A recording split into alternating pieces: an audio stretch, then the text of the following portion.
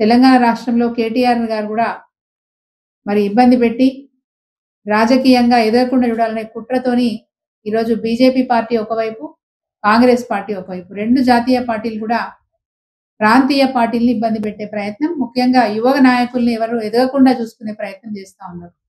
ఈరోజు కేటీఆర్ గారి మీద పెడుతున్న కేసు కూడా అదే పద్ధతి. గతంలోనే ఈ ఫార్ములా రేస్‌కు సంబంధించి ఈడీ కేసు చేసినారు. మరి గతంలో ఎంక్వైరీలు కూడా అయినాయి. అటు ఏసీబీ ఎంక్వైరీ అయింది.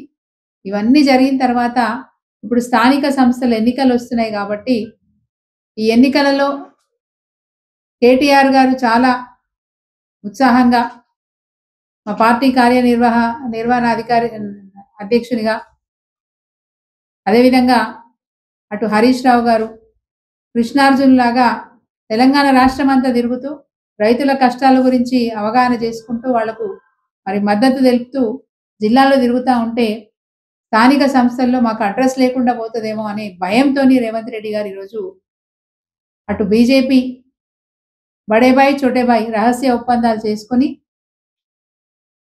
కేటీఆర్ గారి మీద ఈరోజు కావాలనే గవర్నర్ చేత పర్మిషన్ తీసుకొని కేసు పెట్టాలనే ప్రయత్నం చేస్తూ ఉన్నారు. ఎన్ని కేసులు పెట్టినా, ఎన్ని విధాల మీరు ఇబ్బందులు పెట్టాలని చూసినా బీఆర్ఎస్ పార్టీ పాలనలో వీసమెత్తు కూడా తప్పు జరగలేదు.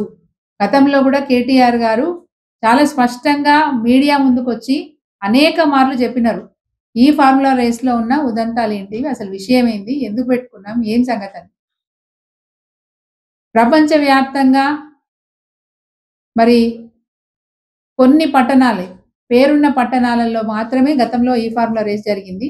ఆ వరుసలో మన హైదరాబాద్ పట్టణం కూడా ఉండాలనే ఉద్దేశంతోని భారతదేశంలో ఎక్కడా చేపట్టని కార్యక్రమాన్ని ప్రెస్టీజ్‌గా తీసుకొని హైదరాబాద్‌లో ఈ ఫార్ములా రేస్ పెట్టడం వల్ల 700 కోట్ల పెట్టుబడులు మనకు వచ్చినాయనే మాట స్పష్టంగా చెప్పినారు. 35,000 మంది బయట దేశాల వాళ్ళొచ్చి ఈ ఫార్ములా రేస్ వీక్షించడానికి ఇక్కడికి వచ్చినప్పుడు అనేక వ్యాపార సంస్థలకు లాభాలు కూడా జరిగినాయి.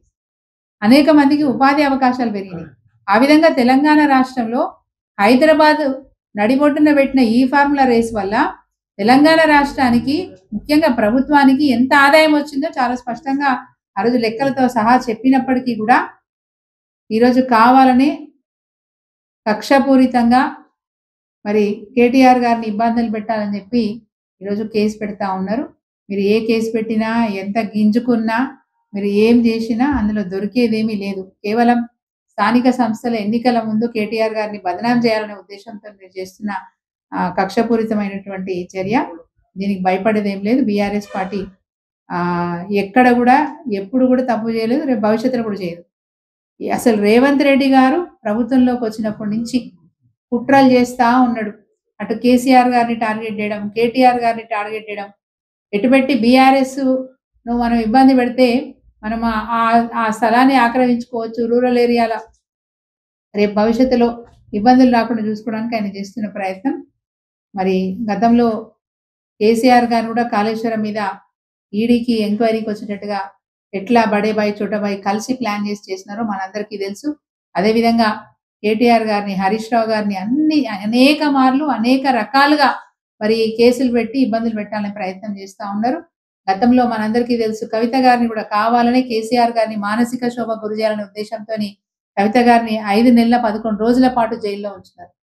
ఈ విధంగా మరి కేసీఆర్ గారిని, కేటీఆర్ గారిని టార్గెట్ చేసుకుంటూ బీఆర్ఎస్ పతనాన్ని కోరుకుంటున్నారు. వాళ్ళు ఎంతైతే పతనాన్ని కోరుకుంటున్నారో అంత ఉవ్వెత్తున రేపు ఖచ్చితంగా ఏ ఎన్నిక వచ్చినా, ఎలాంటి సందర్భం వచ్చినా బీఆర్ఎస్ పార్టీ ప్రజల మన్నలతోని, ప్రజల ఆశీర్వాదంతోని తప్పకుండా రేపు రేవంత్ రెడ్డి ముక్కు నీళ్ళకు రాసే విధంగా అంత ఎత్తుకు ఎదుగుతుంది ఖచ్చితంగా. ప్రాంతీయ పార్టీల్ని మీరేదో తక్కువ అంచనా వేస్తా ఉన్నారు. ఈ ప్రాంతీయ పార్టీ వల్లనే తెలంగాణ రాష్ట్రం సిద్ధించింది. ఈ తెలంగాణ రాష్ట్రం సిద్ధించింది కాబట్టే ఆయన టీపీసీసీ అధ్యక్షుడిగా మారి ఆ తర్వాత ఇలా ముఖ్యమంత్రి అయ్యాడు. ఇలా కేసీఆర్ గారి రుణం నువ్వు 1000 జన్మలు వచ్చినా తీర్చుకోవు రేవంత్ రెడ్డి, అంతకోవచ్చు. అన్ని రంగాలలో మరి తెలంగాణ రాష్ట్రాన్ని అగ్రస్థానంలో ఉంచిన కేసీఆర్ గారు కావచ్చు, తెలంగాణ ప్రజలు ఎప్పటికి కూడా వాళ్ళని మర్చిపోరు. ఈ చరిత్రహీనులైనటువంటి రేవంత్ రెడ్డి గారు ఈరోజు చంద్రబాబు నాయుడు చెప్పినట్టు ఆడుతున్నాడు. అటు నరేంద్ర మోడీతో ఒప్పందం చేసుకొని కేటీఆర్ గారిని ఇబ్బంది పెట్టే ప్రయత్నం చేస్తున్నావు. మీరు ఎన్ని ప్రయత్నాలు చేసినా తప్పకుండా కేటీఆర్ఏ కడిగిన ముత్యంలాగా బయటకొస్తారు. మీరు ఎన్ని కక్షలు చేసినా చెల్లవు. అదేవిధంగా రేపు స్థానిక సంస్థల ఎన్నికలలో కూడా ఖచ్చితంగా తెలంగాణ రాష్ట్ర వ్యాప్తంగా బీఆర్ఎస్ పార్టీకే ప్రజలు పట్టం కట్టబోతా ఉన్నారు. ఇది ముందుగానే మేము జోస్యం చెప్తా ఉన్నాం. జై తెలంగాణ.